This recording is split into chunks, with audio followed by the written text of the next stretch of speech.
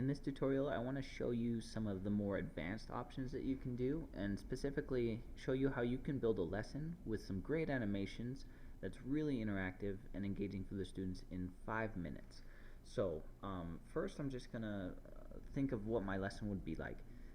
What I want to do is I want to create a lesson on equilaterals, or sorry, on quadrilaterals. I want my students to be able to identify the difference between a quadrilateral and other polygons.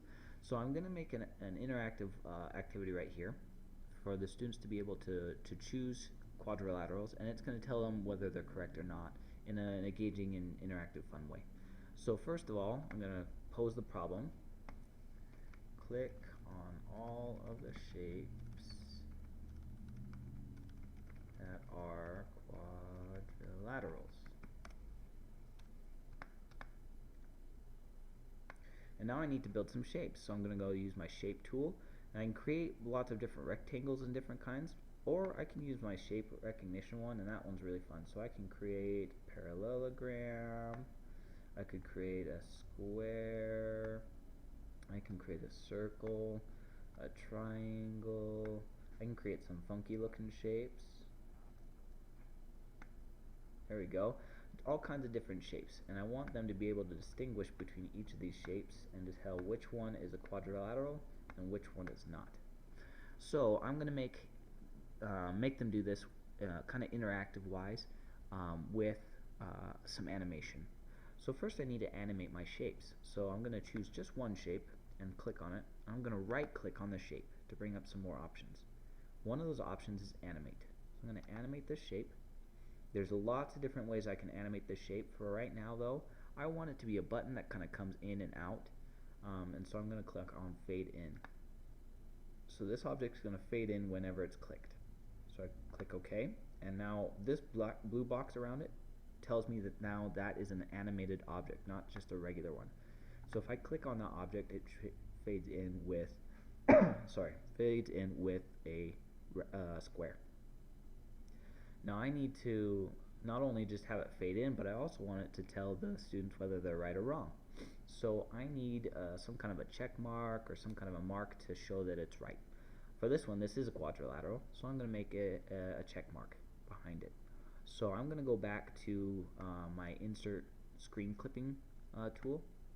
I am going to look for a picture online of a check mark. Really quick, I've got that up, and so I'm going to take a screen clipping, and I really like this one, so I'm going to just kind of screen clip that one, and I'll shrink it down so it's the right size, and I want this one to be right. Okay, now it shows up right away, and I don't want that, so I'm going to put that picture behind the other. So I'm going to put it, by doing that I'm going to right click on it, go to order, and put it in the back. That way it's behind my shape. That way when the shape is showing, I can't see that it's right, but when I click that shape and it fades out, it shows, yes, you're correct, that is a shape that is a quadrilateral. And I can click it off again.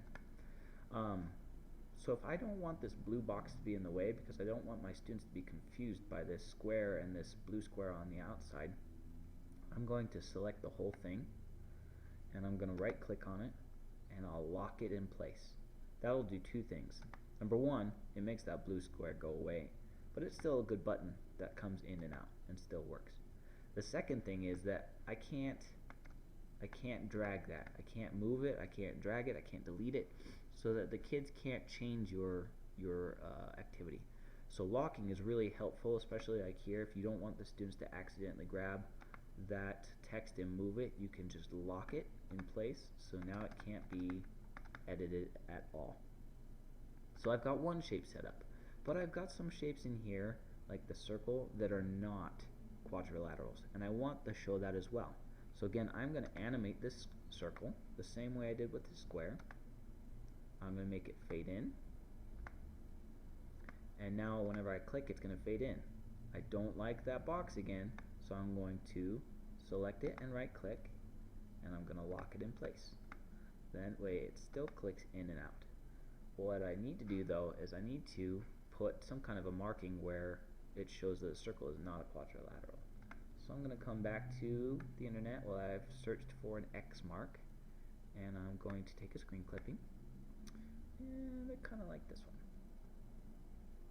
So I'm going to grab that X there, shrink it down, put it in there, but I don't want them to see it right away, so again I'm going to send that to the back. And now I have 2 of my shapes done, and I can finish the rest of them. Alright.